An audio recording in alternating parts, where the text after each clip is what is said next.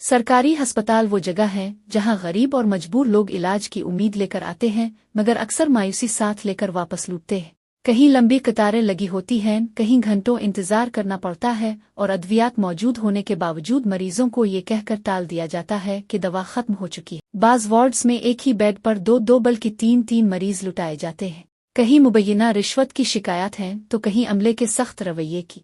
आम आदमी धक्के खाता रहता है, जिसका कोई असर और रसूख न हो इसे नज़रअंदाज कर दिया जाता है, जबकि बासर अफराद को फौरी प्रोटोकॉल, अलग कमरे और खुसूसी तवज्जो दी जाती है। सहाफ़ी सवाल करें तो नाराज़गी का सामना होता है, और शिकायत की जाए तो सर्द मेहरी मिलती है।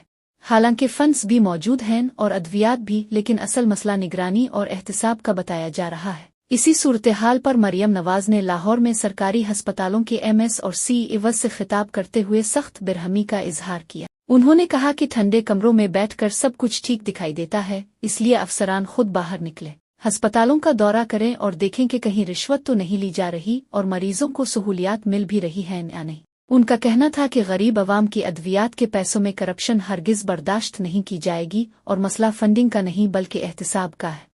उन्होंने वाज़ेह हिदायत दी कि एक बेड पर सिर्फ एक मरीज होना चाहिए, और अगर मुजरमाना गफलत सामने आई तो सख्त कार्रवाई की जाएगी। डॉक्टरों को भी तंबीह की गई कि ड्यूटी के औकात में मोबाइल फोन के गैर जरूरी इस्तेमाल से गुरेज करें, क्योंकि सेहत के शोबे में मामूली कोताही भी जानलेवा साबित हो सकती है। साथ ही 1500 नए डॉक्टरों और हजारों नर्सिस की भर्ती, फायर सेफ्टी सिस्टम की बेहतरी और बच्चों की दिल की सर्जरी के लिए 3 अरब रुपए की फराहमी का ऐलान किया गया, जिसे उन्होंने सेहत के शोबे में एक इनकलाब करार दिया। आखिर में उनका कहना था कि अगर एक भी मरीज को बेहतर इलाज न मिला तो ये सिर्फ अस्पताल की नहीं बल्कि हम सब की नाकामी होगी। अब देखना यह है कि क्या उन ऐलानात के बाद वाकई सरकारी अस्पतालों में अमली तब्दीली आती है या नहीं, क्योंकि असल फैसला अमल ही करेगा।